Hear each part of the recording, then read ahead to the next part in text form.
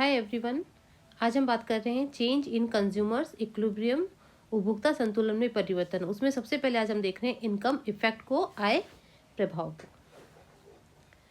वस्तुओं की प्राइस, उपभोक्ता की रुचि और पसंद की क्रम कांस्टेंट रहने पर यदि कंज्यूमर की मॉनेटरी इनकम में चेंज होता है और उस चेंज के कारण उसके डिमांड में जो परिवर्तन होता है उसे हम कहेंगे income effect. If the prices of commodity remains constant, then the effect of the equilibrium of the consumer due to change in his income are known as income effect। तो इनकम इफेक्ट के लिए केवल income में changes आ रहे हैं, other things remain constant. Clear. और जब income में चेंजेस आते हैं या तो इनकम इंक्रीज होगी या डिक्रीज होगी, तो due to increase in his income वो वस्तु की ज़्यादा मात्रा क्रय करेगा और due to decrease in income वो वस्तुओं की कम मात्रा क्रय करेगा। तो ऐसी कंडीशन में उसका सेटिस्फेक्शन लेवल या तो बढ़ेगा या घटेगा। हमारे सामने डायग्राम है जो कि हमें इनकम इफेक्ट के बारे में बता रहा है। तो देखिए, उपभोक्ता जो है, कंज्यूमर है, उसकी बजट लाइन ए बी पर वह उपभोक्ता वाई वस्तु की OY1 और X वस्तु की OX1, क्लियर, OX1 X की और OY1 Y की मात्रा ले रहा है। क्यों? क्योंकि यहाँ पर जो इंडिफरेंस कर्व IC1 है वो E1 पॉइंट पर टच कर रहा है बजट लाइन को। तो ये क्या हो गया, कंज्यूमर का इक्विलिब्रियम पॉइंट। कौन सा? E1 क्या है? इक्विलिब्रियम पॉइंट है। इस पॉइंट पर कंज्यूमर X की O1, OX1 और Y की OY1 मात्रा ले रहा है। जैसे ही कंज्यूमर की बजट लाइन इंक्रीज होती है, इट मीन्स उसकी इनकम इंक्रीज हो जाती है, तो बजट लाइन शिफ्ट होकर क्या हो जाएगी, A1 B1 बजट लाइन हो जाएगी। यहाँ पर अब कंज्यूमर क्योंकि इंक्रीज हो गई है इनकम, तो X वस्तु की कितनी ले रहा है, X2 मात्रा, और Y वस्तु की ले रहा है Y2 मात्रा ले रहा है, Y2 क्वांटिटी ले रहा है। क्यों? क्योंकि A1 B1 जो बजट लाइन है उस पर इंडिफरेंस कर्व E2 पॉइंट पर टच कर रहा है। इट मीन्स E2 पॉइंट इसका इक्विलिब्रियम पॉइंट है।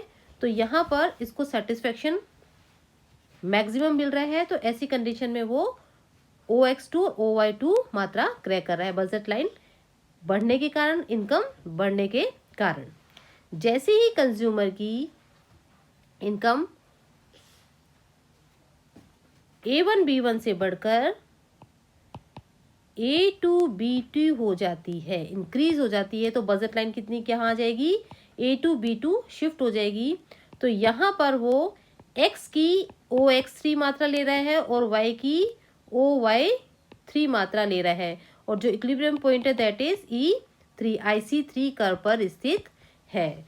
तो यहाँ पर जो उपभोक्ता है उसको मैक्सिमम सेटिस्फेक्शन E3 पॉइंट पर मिल रहा है। तो ये उपभोक्ता का इक्विलिब्रियम पॉइंट है। तो इस तरह से जो उपभोक्ता है उसकी इनकम में इंक्रीज होने के कारण बजट लाइन अपवर्ड शिफ्ट होती चली जाएगी। अगर डिक्रीज होती है मान लीजिए, तो ये रिवर्स पोजीशन में आ जाएगी। तो देखिए, इनकम इफेक्ट पॉजिटिव हो सकते हैं और नेगेटिव हो सकते हैं। सबसे पहले हम बात करेंगे पॉजिटिव इनकम इफेक्ट की। For one commodity income effect of the consumer is positive when on increase of the income of the consumers demand of the commodity increases. Clear. जब एक उपभोक्ता की इनकम बढ़ती है तो वस्तुओं की डिमांड भी बढ़ जाती है। जो हमने अभी बात करी लास्ट डायग्राम में वो सेम है कि जैसे इनकम बढ़ती है बजट लाइन शिफ्ट हो जाती है। तो ऐसी कंडीशन में IC कर्व भी शिफ्ट होते चले जाएंगे, उसका पसंद की क्रमांक भी शिफ्ट होती चल जाएगी, और जो इक्विलिब्रियम पॉइंट है वो भी आगे बढ़ते हुए चले जाएंगे, ऊंचे स्तर पर चले जाएंगे। तो ये क्या कहलाएगा, पॉजिटिव इनकम इफेक्ट, जो कि किन गुड्स के लिए होता है, जनरली सुपीरियर गुड्स के लिए होता है पॉजिटिव इनकम इफेक्ट। अब बात कर रहे हैं हम नेगेटिव इनकम इफेक्ट की। When the consumer reduce the demand of the commodity as a result of increase in income, the effect is known as negative effect. It means जब उपभोक्ता की इनकम इंक्रीज हो रही है, क्लियर, बट किसी commodity की जो डिमांड है वो कम हो रही है, तो ऐसी कंडीशन में जो इनकम इफेक्ट है वो कैसा होगा, नेगेटिव होगा। देखिए यहाँ पर एक्स प्रोडक्ट की मात्रा बढ़ रही है लेकिन वाई प्रोडक्ट की मात्रा धीरे धीरे कम होती चली जा रही है, क्लियर।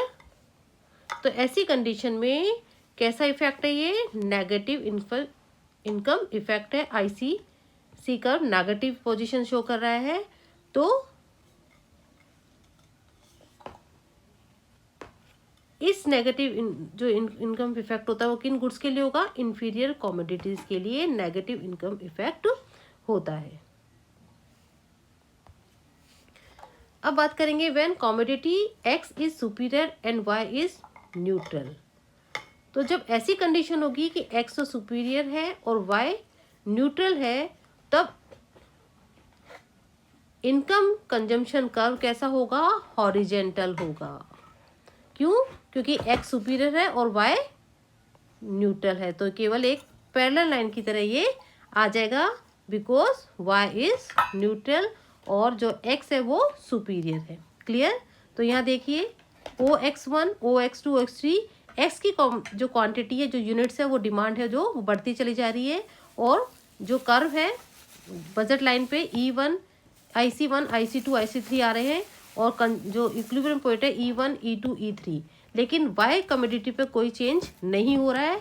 इट मीन्स एक्स एक सुपीरियर गुड है, और ऐसी कंडीशन में इंडिफरेंस कर्व कैसा होगा, हॉरिजेंटल होगा।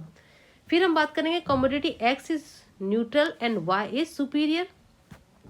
यदि एक्स जो कमोडिटी है वो तो न्यूट्रल रहेगी, क्यों, क्योंकि जब वाई सुपीरियर है, ये कंडीशन बताई हुई है कि एक्स तो न्यूट्रल है और वाई सुपीरियर, तो ऐसी कंडीशन में वाई की अधिक क्वांटिटी लेगा और एक्स को कैसे रखेगा, न्यूट्रल रखेगा।